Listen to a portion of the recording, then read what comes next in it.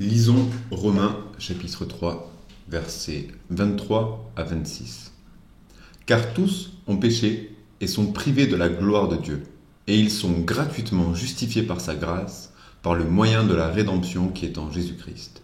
C'est lui que Dieu a destiné, par son sang, à être, pour ceux qui croiraient, victime propitiatoire, afin de montrer sa justice, parce qu'il avait laissé impunis les péchés commis auparavant au temps de sa patience. Afin, dis-je, de montrer sa justice dans le temps présent, de manière à être juste, tout en justifiant celui qui a la foi en Jésus. Revenons sur la première partie du verset 23.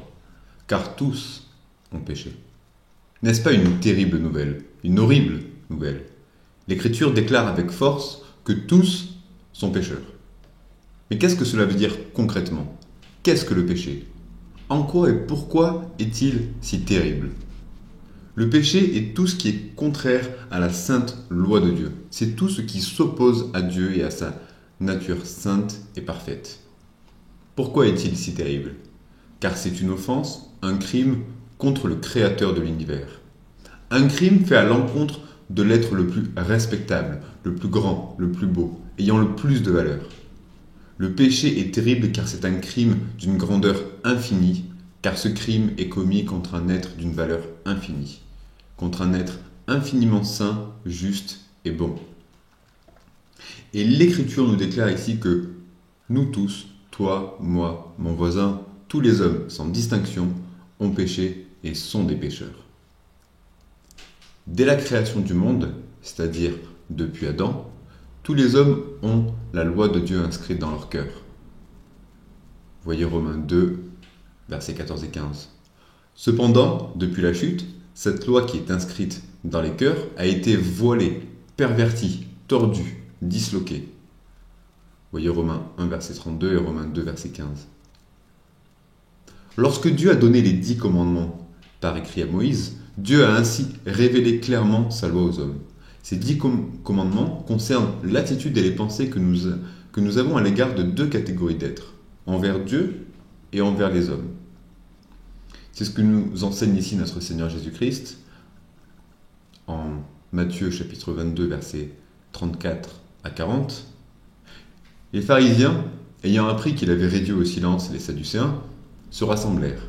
Et l'un d'eux, docteur de la loi, lui fit cette question pour l'éprouver. « Maître, quel est le plus grand commandement de la loi ?» Jésus lui répondit, « Tu aimeras le Seigneur ton Dieu de tout ton cœur, de toute ton âme et de toute ta pensée. C'est le premier et le plus grand commandement. Et voici le second qui lui est semblable. Tu aimeras ton prochain comme toi-même.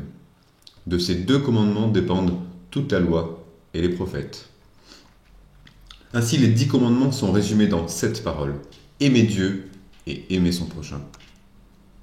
D'ailleurs, nous pouvons facilement découper les commandements selon ces deux catégories. Les 4 premiers commandements concernent les devoirs que nous avons envers Dieu directement, alors que les 6 autres concernent les devoirs que nous avons envers les hommes. Ce sont également des devoirs que nous avons envers Dieu, mais indirectement. On parle également de la relation verticale et de la relation horizontale. Comme je viens de le dire, bien que les 6 derniers commandements concernent notre relation horizontale, c'est-à-dire les devoirs et obligations que nous avons envers les autres hommes, il n'en demeure pas moins que ces commandements dépendent également de notre amour pour Dieu, et qu'ainsi, transgresser les commandements horizontaux, c'est transgresser l'amour et le culte que nous devons rendre à Dieu. C'est aussi pour ça que l'Écriture déclare, en Jacques 2, verset 10, « Quiconque observe toute la loi, mais pêche contre un seul commandement, devient coupable de tous. » Regardons un petit schéma qui met en avant les obligations que nous avons envers Dieu selon les 10 commandements. Lorsque nous regardons les exigences parfaites de Dieu, nous ne pouvons que constater que nous avons entièrement brisé la loi de Dieu.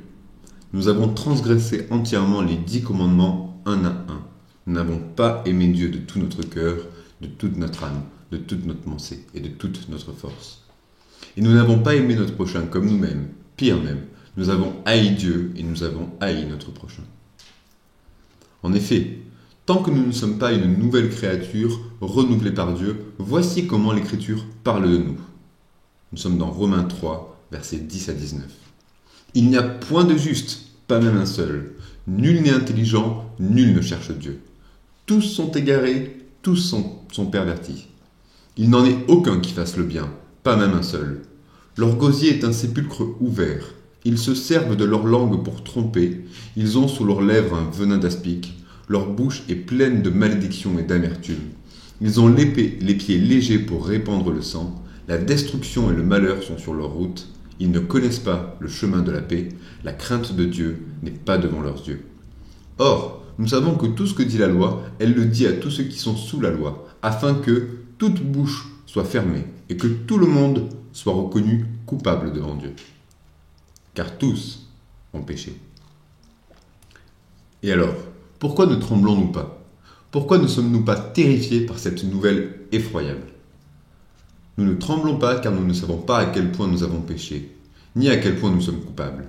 De la même manière qu'un poisson dans l'eau ne sait pas à quel point il est mouillé. Nous sommes nés dans le péché. Nous sommes conçus dans le péché. Dès notre conception, notre cœur s'égare et nous sommes des haïsseurs de Dieu et des haïsseurs de notre prochain. Lisons Genèse 6, verset 5. L'Éternel vit que la méchanceté des hommes était grande sur la terre, et que toutes les pensées de leur cœur se portaient chaque jour uniquement vers le mal. Uniquement vers le mal. Genèse 8, verset 21. L'Éternel sentit une odeur agréable, et l'Éternel dit en son cœur, je ne maudirai plus la terre à cause de l'homme, parce que les pensées du cœur de l'homme sont mauvaises dès sa jeunesse.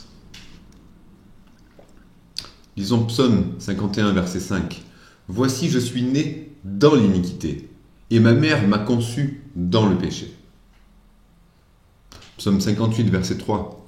Les méchants sont pervertis dès le sein maternel. Les menteurs s'égarent au sortir du ventre de leur mère. Ou encore Job 15, verset 16. Combien moins l'être abominable et pervers, l'homme qui boit l'iniquité comme l'eau. L'homme boit l'iniquité comme si c'était de l'eau. C'est dire si nous sommes pécheurs et que nous nous nourrissons du péché. Pourquoi le péché est-il si terrible? Parce qu'avant toute chose, le péché est commis directement contre Dieu. Nous l'avons dit, un péché est un crime et une offense infinie envers Dieu. Mais pourquoi ne sommes-nous pas terrifiés et terrassés par cette terrible nouvelle? Car nous ne savons pas qui est Dieu. Nous ne comprenons pas la grandeur immense de notre crime, car nous ne comprenons pas la grandeur immense et infinie de notre Dieu. Il nous faut comprendre qu'Hitler n'était pas un cas particulier. Hitler était ce que chaque être humain a le potentiel de devenir.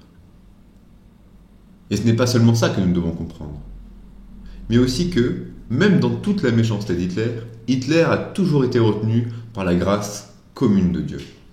Et s'il n'y avait pas la grâce commune de Dieu, nous retenant de notre état d'inconverti, nous ferions ressembler Hitler à un jeune choriste. C'est pour cela que nous ne comprenons pas ce que les Écritures enseignent à propos de l'homme. Les hommes sont mauvais. Nous sommes devenus tordus, disloqués, pervertis. La norme, c'est la sainte nature et la sainte loi de Dieu. Et tout ce qui ne se conforme pas parfaitement à cette norme droite et juste est perverti. Nous sommes devenus tordus, disloqués, pervertis. Et ce qu'il nous faut bien comprendre également, c'est que le péché ne consiste pas uniquement en des actes ou en des paroles. Non, le péché va bien plus loin que ça. Le péché commence dès la conception de mauvaises pensées dans notre cœur. Une seule pensée mauvaise suffit pour nous accuser et nous condamner devant Dieu. Lisons la suite du verset 23. Et sont privés de la gloire de Dieu. Je pense que ce verset est à comprendre dans le contexte de Romains chapitre 1, où l'Écriture déclare que, puisque nous n'avons pas connu, aimé Dieu, nous ne l'avons pas servi, nous ne l'avons pas adoré, nous ne l'avons pas glorifié. Lisons Romains chapitre 1, verset 21. Puisque, ayant connu Dieu, ils ne l'ont point glorifié comme Dieu, ils ne lui ont point rendu grâce, mais ils se sont égarés dans leurs pensées, et leur cœur, sans intelligence, a été plongé dans les ténèbres. Réfléchissons à ceci. Nous avons été créés. Ok, par qui? Par Dieu. Et non seulement nous avons été créés par Dieu, mais nous avons été créés pour Dieu. Et non seulement nous avons été créés par Dieu, mais toutes nos capacités, toute notre vitalité, tout notre être est soutenu par lui. Nous devons chaque respiration et chaque battement de notre cœur à Dieu. Et chaque respiration qu'il nous donne est seulement pour l'adorer en retour. Et chaque battement de notre cœur seulement pour le servir. Romains chapitre 11, verset 36. C'est de lui, par lui et pour lui que sont toutes choses. Ou encore Colossiens 1, verset 16. Tout a été créé par lui et pour lui. Regardons le témoignage contre nous. Nos esprits et nos vies sont remplis de la recherche de notre propre volonté, de la recherche de nos rêves, de nos buts, de nos projets, de ce que nous voulons. Quand nous sommes en affaires, quand nous sommes à l'usine, quand nous sommes à la maison, quand nous nous divertissons, quand nous éduquons nos enfants, quand nous faisons les courses, etc., etc. Dieu est-il le centre de toute notre attention et de toutes nos pensées, de toutes nos actions?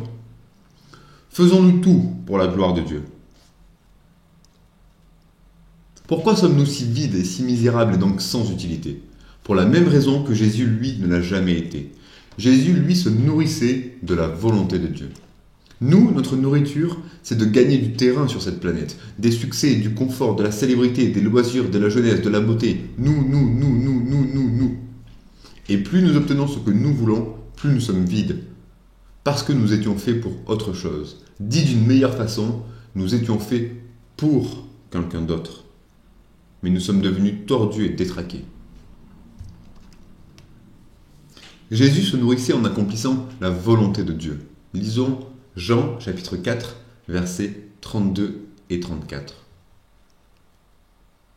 Mais il leur dit, Jésus leur dit, « J'ai à manger une nourriture que vous ne connaissez pas. Ma nourriture est de faire la volonté de celui qui m'a envoyé et d'accomplir son œuvre. » Nous nous remplissons de ce qui ne nourrit pas vraiment. Lisons Ésaïe chapitre 55, verset 2. « Pourquoi pesez-vous de l'argent pour ce qui ne nourrit pas? Pourquoi travaillez-vous pour ce qui ne rassasie pas? Écoutez-moi donc, et vous mangerez ce qui est bon, et votre âme se délectera de mets succulents. » Non seulement nous avons péché, non seulement nous sommes séparés d'un Dieu saint et juste, mais toute notre utilité nous a été arrachée. Tous ont péché et sont privés de la gloire de Dieu. Quel est donc le problème alors? Dieu est juste, et nous ne sommes pas justes, mais coupables. Dieu est un juste juge. Il est le juste juge de toute la terre. Et lorsqu'il accomplit sa justice, Dieu est terrible. Lisons Psaume 68, verset 2. Comme la fumée se dissipe, tu les dissipes. Comme la cire se fond au feu, les méchants disparaissent devant Dieu. Devant l'ardente colère de Dieu, les montagnes s'effondrent, les collines sont ébranlées, la terre tremble. Lisons Exode 15, versets 6 et 7. Ta droite, ô Éternel, a signalé sa force. Ta droite, ô Éternel, a écrasé l'ennemi. Par la grandeur de ta majesté, tu renverses tes adversaires. Tu déchaînes ta colère, elle les consume comme du chaume. La colère de l'Éternel consume ses adversaires comme de la paille dans le feu. Et le problème, c'est que les ennemis de l'Éternel, c'est nous.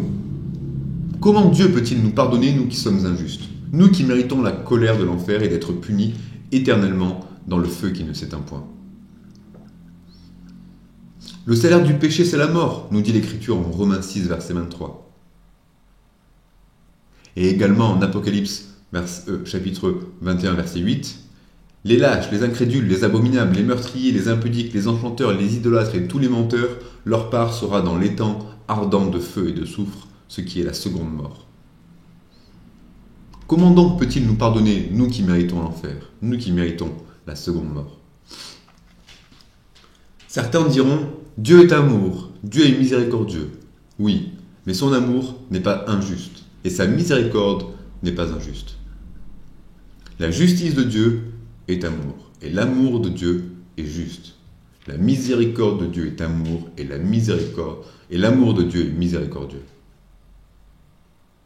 Si Dieu nous pardonne au nom de l'amour et de la miséricorde sans justice, sans manifester la justice, alors Dieu est aussi misérable que le juge de cette situation que je vous présente.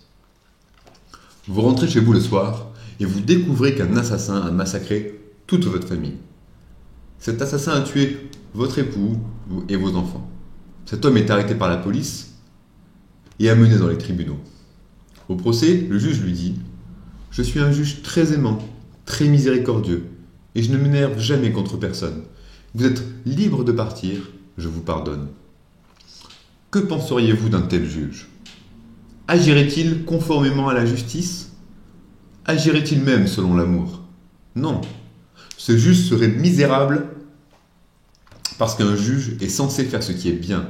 Il est censé faire la justice. Un juge doit condamner le coupable et absoudre l'innocent. Il ne peut pas justifier le coupable sans lui-même devenir coupable. Il ne peut pas déclarer que le coupable est juste alors qu'il est coupable. Voyez le problème ? Le plus grand dilemme dans la Bible, c'est que si Dieu est juste, il ne peut pas vous pardonner sans devenir coupable. En effet, l'Écriture déclare, en Proverbe 17, verset 15, « Celui qui absout le coupable et celui qui condamne le juste sont tous deux en abomination à l'Éternel. » Gardez cela dans un coin de la tête. Nous y reviendrons plus tard. Revenons à notre texte de Romains 3. Première partie du verset 24. « Et ils sont gratuitement justifiés par sa grâce. » Arrêtons-nous d'abord sur le terme de « justifier ». Qu'est-ce que cela veut dire ? Être justifié ne signifie pas que Dieu me considère comme juste comme si je n'avais jamais péché. Être justifié ne veut pas dire non plus que Dieu me rend parfaitement juste, car sinon je ne pécherai plus jamais. Il s'agit ici d'un langage judiciaire, d'un terme légal. Lorsque Dieu justifie quelqu'un, cela signifie que Dieu, le juste juge, déclare cette personne juste. Juste. Ce pécheur est légalement déclaré par Dieu être juste devant lui. Déclaré juste et en règle avec lui. Justifié. Et maintenant, comment ça marche ? L'Écriture déclare gratuitement justifié par sa grâce. L'apôtre Paul ici, quand il parle, est redondant. En effet, grâce signifie faveur imméritée. La justification est quelque chose que nous ne méritons pas. C'est même d'ailleurs tout le contraire, puisque nous méritons seulement la condamnation. Le mot gratuitement ici est le même mot traduit dans le verset de Jean 15, 25. Ils m'ont haï sans cause. Sans cause, c'est le même mot que gratuitement. Dieu nous déclare juste gratuitement, sans que nous le méritions. Il nous faut comprendre que lorsque Dieu déclare quelqu'un de juste, cette personne n'a absolument donné aucune raison à Dieu pour être déclarée juste. Tout ce que Dieu aurait pu regarder en elle ne ferait que la condamner. Rien de ce que Dieu aurait pu voir en elle n'aurait pu lui susciter la compassion de Dieu. Quelle valeur Dieu a-t-il vu en moi lorsqu'il m'a déclaré juste ? Absolument aucune. Quelle bonne œuvre Dieu a-t-il vu en moi lorsqu'il m'a déclaré juste ? Absolument aucune. Tout ce qu'il aurait pu regarder en moi n'aurait fait que me condamner. Mais alors, comment ça marche ? Sur quelle base Dieu peut-il me déclarer juste, moi qui ne peux lui donner aucune raison pour le faire ? L'Écriture poursuit, toujours dans le verset 24, par le moyen de la rédemption qui est en Jésus-Christ. Le mot rédemption signifie racheter. Il s'agit de payer un prix. Et quel est le prix qui a été payé ? Jésus-Christ a payé le rachat des pécheurs par sa vie. Jésus-Christ est mort. Dieu le Père a donné son Fils unique. Lisons Romains 5, versets 7 et 8. À peine mourrait-on pour un juste, quelqu'un peut-être mourrait-il pour un homme de bien, mais Dieu prouve son amour envers nous en ce que, lorsque nous étions encore des pécheurs, Christ est mort pour nous. Peut-être serions-nous prêts à sacrifier notre vie pour un ami, pour un frère, pour son enfant, et encore. Personne ne donnerait la vie de son enfant pour sauver quelqu'un. Mais Dieu prouve son amour envers les pécheurs, envers ses ennemis, en ce qu'il a donné son Fils unique. Dieu a donné son Fils unique afin de sauver ses pires ennemis. Jésus-Christ est mort. Il est vraiment mort. Faisons le lien maintenant avec ce que nous avions mis dans notre tête auparavant. Comment Dieu, sans devenir lui-même injuste, peut-il nous pardonner et nous déclarer justes, nous qui sommes coupables et injustes et qui méritons l'enfer? La réponse tient en un seul mot que nous trouvons au verset 25. La propitiation. Lisons la première partie du verset 25. C'est lui que Dieu a destiné par son sang à être, pour ceux qui croiraient, victime propitiatoire. Propitiation vient de propice, ce qui signifie ce qui nous rend favorable à. Jésus-Christ est la provision de l'amour de Dieu qui nous rend propice, favorable à Dieu. La propitiation n'est pas une cause qui contraint Dieu à aimer, au contraire, mais c'est parce que Dieu a aimé des pécheurs qu'il a envoyé et donné son Fils unique, afin que des pécheurs puissent être sauvés par lui. Lisons 1 Jean, chapitre 4, verset 10. Et cet amour consiste non point en ce que nous avons aimé Dieu, mais en ce qu'il nous a aimés et a envoyé son Fils comme victime expiatoire pour nos péchés. La propitiation est effectuée par l'œuvre rédemptrice de Christ, et elle est la provision de l'amour de Dieu.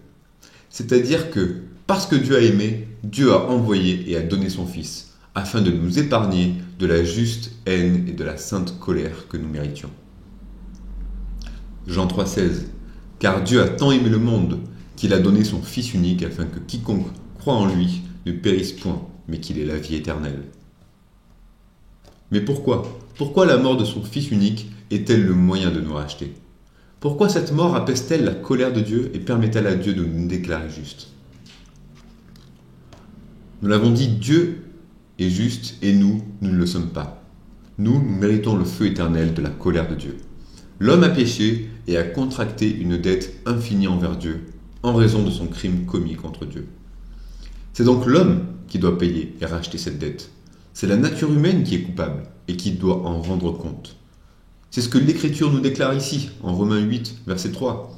Dieu a condamné le péché dans la chair en envoyant, à cause du péché, son propre Fils dans une chair semblable à celle du péché.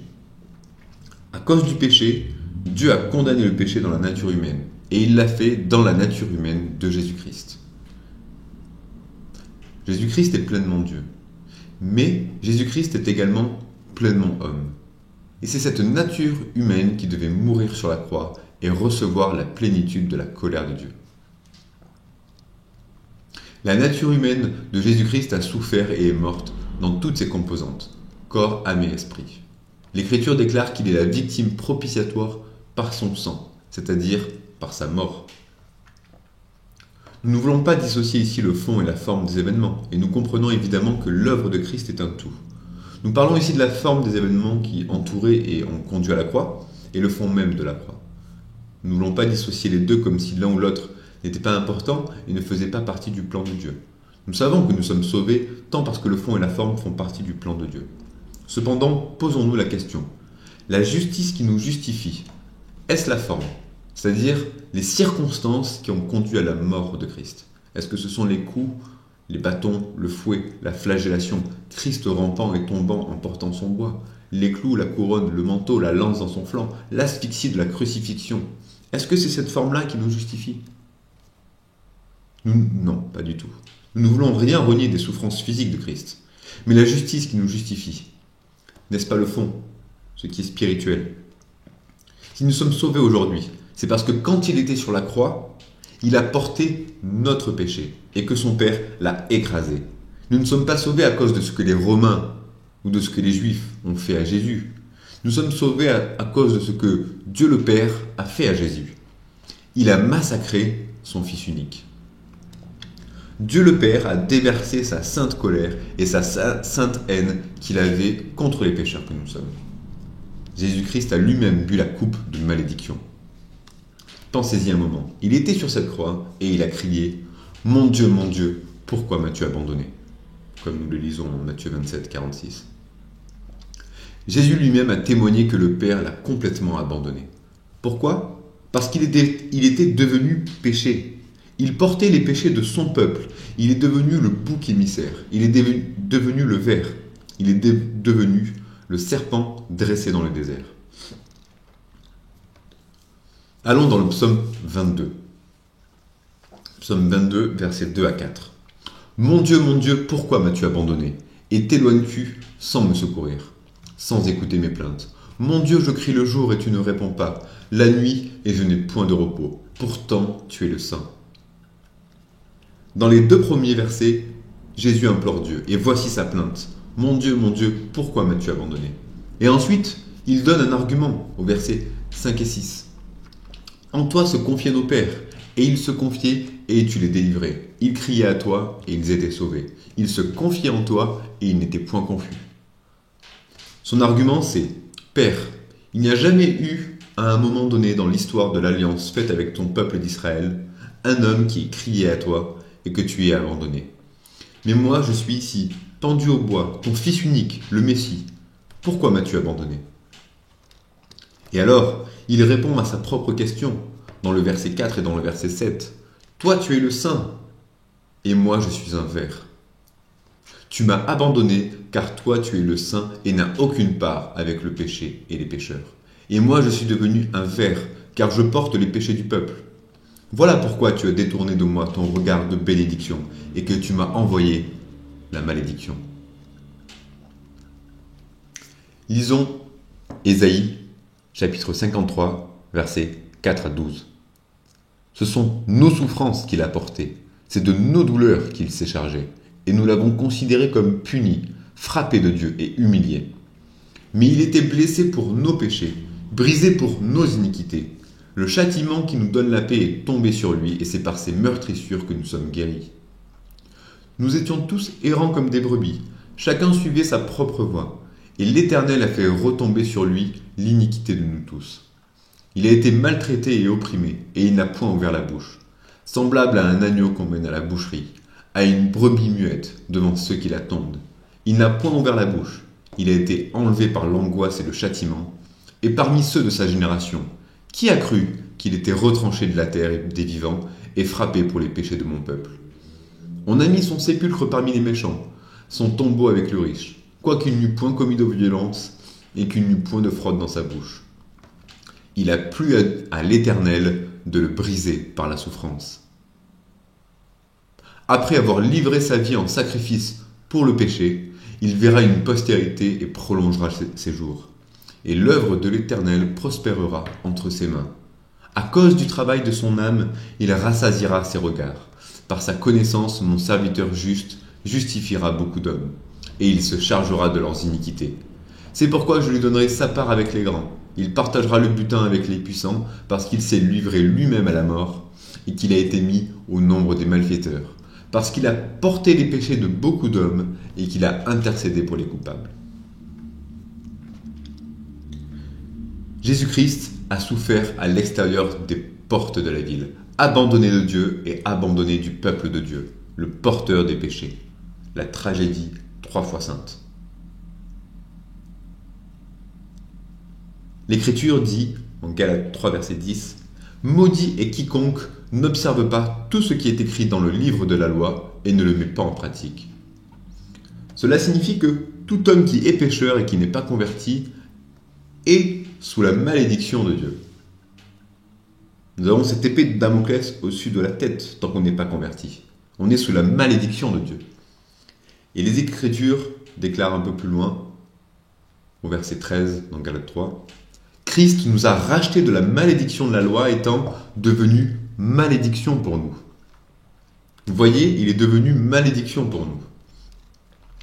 Jésus-Christ est devenu malédiction pour son peuple. Il s'est substitué pour ses brebis. Il a pris la place de ceux qui se confieraient en lui. Il a pris leur place pour recevoir la plénitude de la colère de Dieu. Rappelons ce que nous lisions dans Ésaïe 53. Il a plu à l'Éternel de le briser par la souffrance.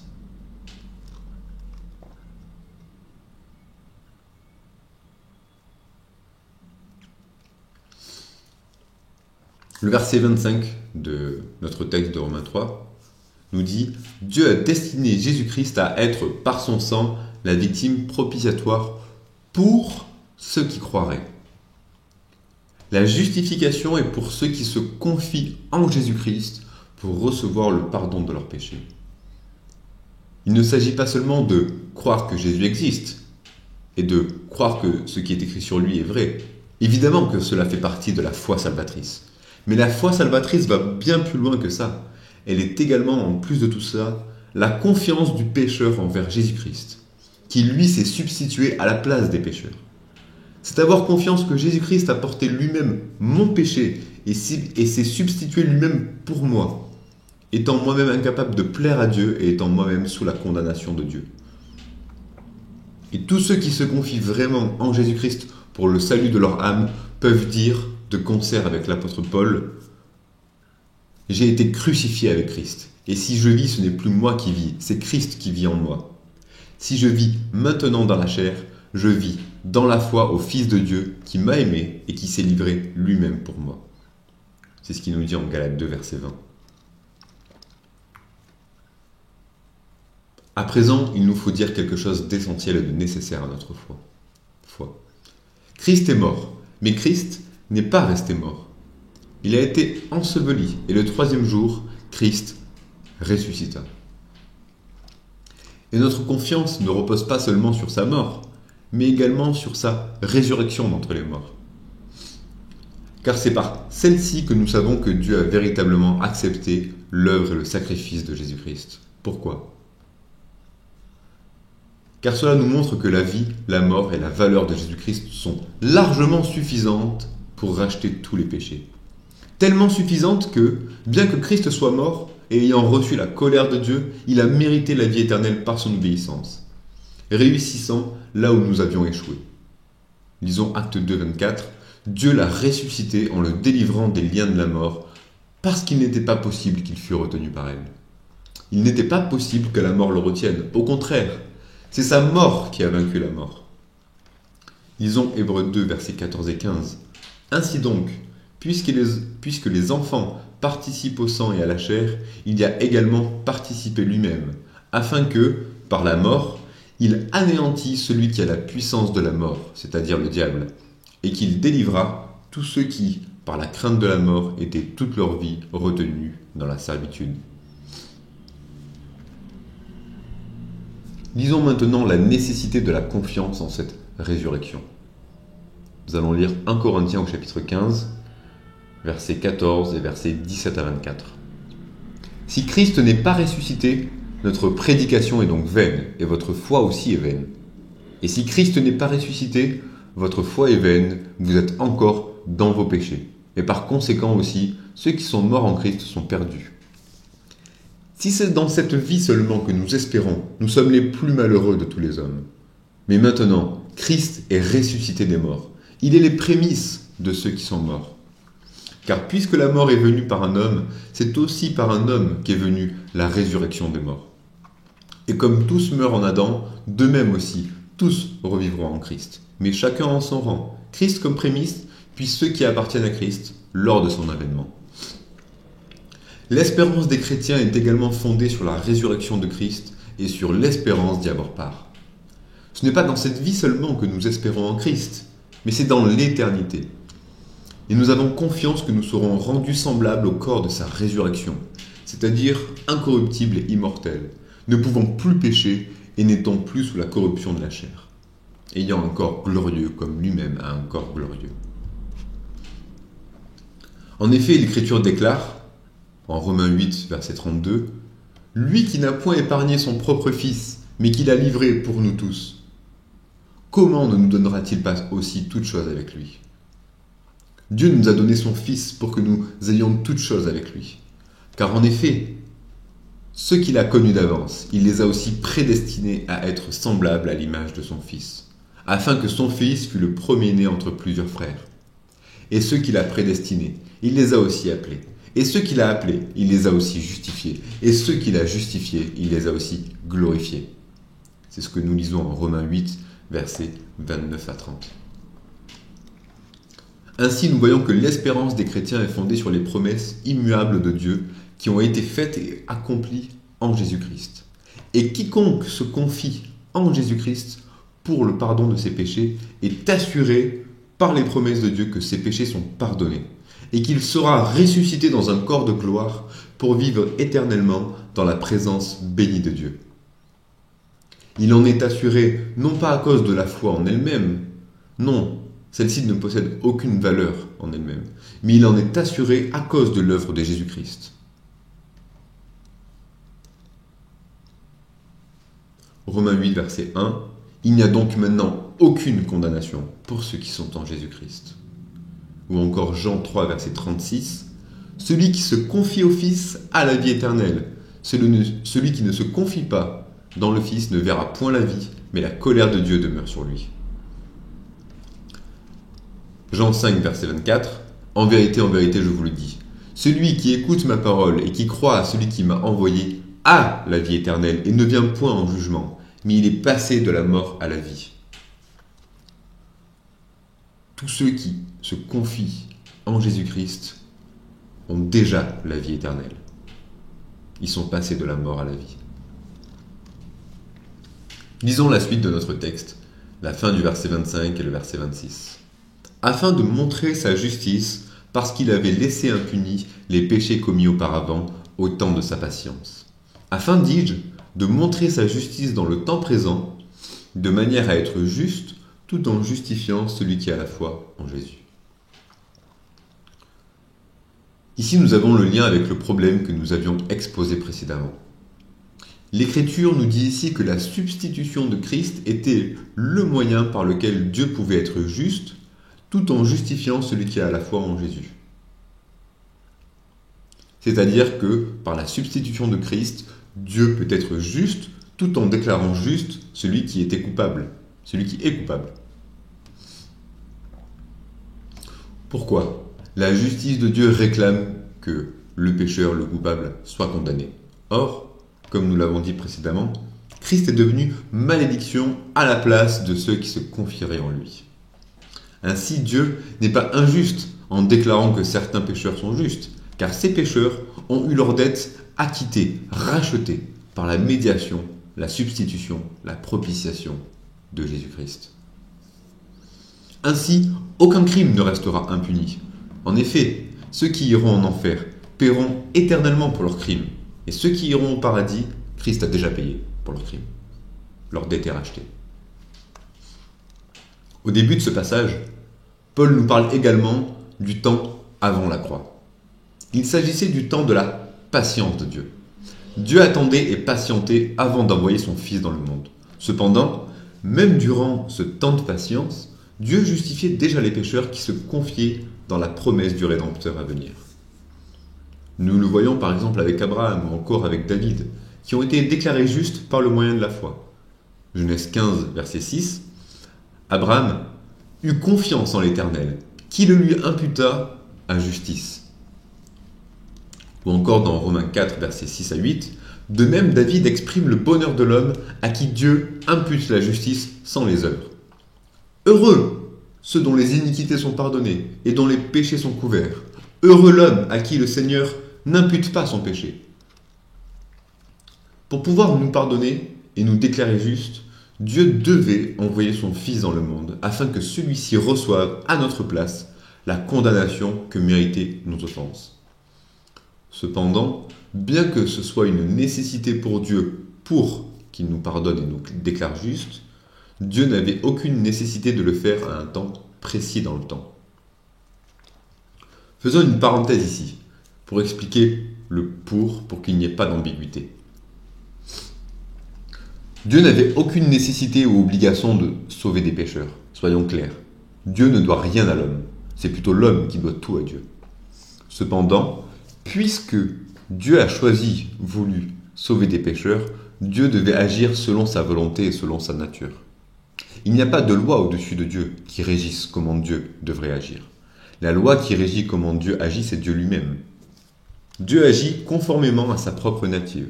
Il agit selon ce qu'il est. Dieu peut tout faire, mais Dieu ne peut pas agir contre sa nature, contre lui-même. Le Dieu de vérité ne peut pas mentir, comme le dit l'Écriture.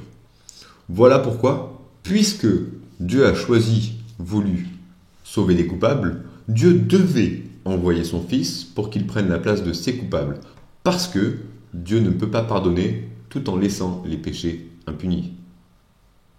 Vous voyez ? Revenons à notre texte et au temps de la patience de Dieu. Dieu pouvait déclarer juste ceux qui se confiaient en la promesse du Rédempteur à venir, car Dieu n'est pas limité par le temps, et parce que Dieu savait que sa promesse s'accomplirait, et que Christ paierait pour les péchés de ceux qui se confiaient en son œuvre avant même son accomplissement. Il n'y avait aucune incertitude pour Dieu que Christ accomplirait et réussirait son œuvre. Voilà pourquoi l'œuvre de Christ rattrape tous ceux qui l'ont précédé. Ainsi donc, Dieu n'était pas injuste en déclarant juste Abraham, ou David, ou bien d'autres, parce qu'il savait que Christ allait racheter leurs péchés, et parce que maintenant, Christ a effectivement racheté leurs transgressions. L'œuvre de Christ fut accomplie à un moment historique et précis dans le temps. Cependant, l'efficacité de l'œuvre de Christ dépasse le cadre historique et temporel. Elle possède une efficacité qui débute avant même son accomplissement temporel et se poursuit après son accomplissement temporel. Lisons Hébreux 9, verset 15. « Et c'est pour cela qu'il est le médiateur d'une nouvelle alliance, afin que, la mort étant intervenue pour le rachat des transgressions commises sous la première alliance, ceux qui ont été appelés reçoivent l'héritage éternel qui leur a été promis. » Ici, l'expression « ceux qui ont été appelés » est conjuguée au parfait dans le texte grec. C'est-à-dire que ceux qui ont été appelés, ceux qui sont appelés et ceux qui seront appelés reçoivent le pardon de leurs péchés par la médiation de Christ. L'action a débuté dans le passé et se poursuit encore et maintenant dans le présent.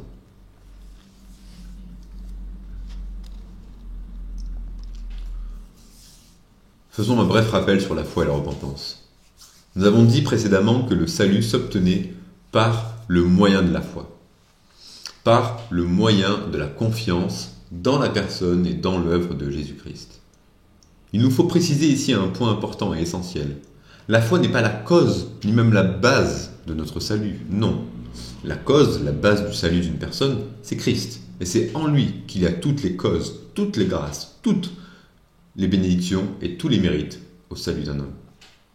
La foi ne possède aucune grâce en elle-même, aucun mérite à faire valoir devant Dieu. Il s'agit simplement d'un moyen pour être relié à la grâce de la justification qui est en Jésus-Christ. Lisons Éphésiens 2, verset 8. « Car c'est par la grâce que vous êtes sauvés, par le moyen de la foi. Et cela ne vient pas de vous, c'est le don de Dieu. » Nous pouvons utiliser une analogie humaine afin de bien comprendre comment la grâce de la justification et la foi s'articulent ensemble. Prenez un téléviseur avec son câble d'alimentation.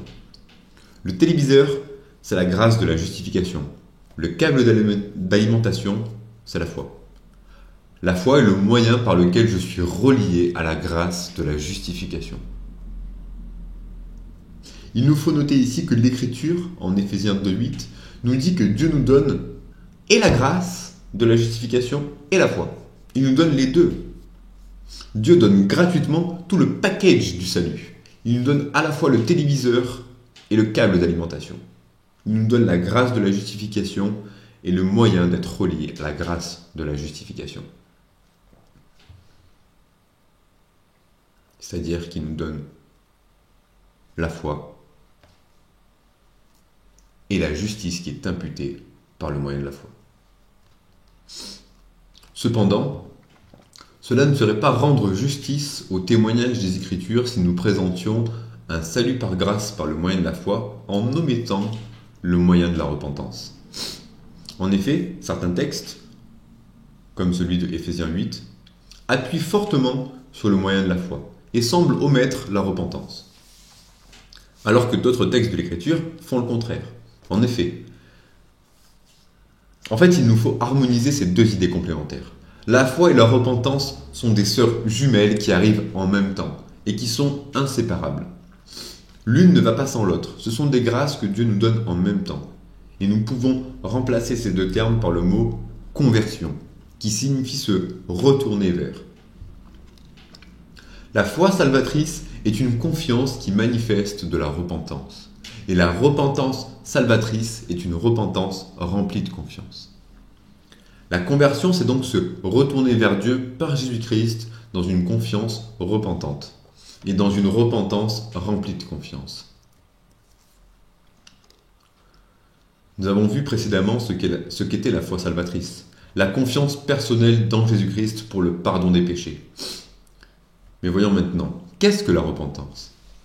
La repentance est un changement de cœur, de pensée, de mentalité vis-à-vis du péché, accompagné d'un profond sentiment de tristesse et de contrition.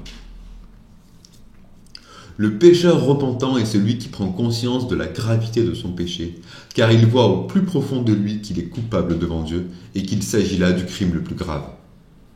Le pécheur repentant se voit comme étant le premier des pécheurs. Non pas comme se croyant l'homme le plus pécheur d'entre tous, mais comme étant affligé en premier par son propre péché.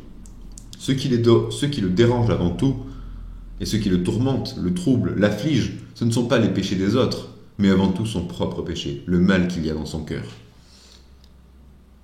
Exactement comme David, le pécheur repentant, dit « J'ai péché contre toi seul, et j'ai fait ce qui est mal à tes yeux ». Le pécheur repentant dit exactement la même chose.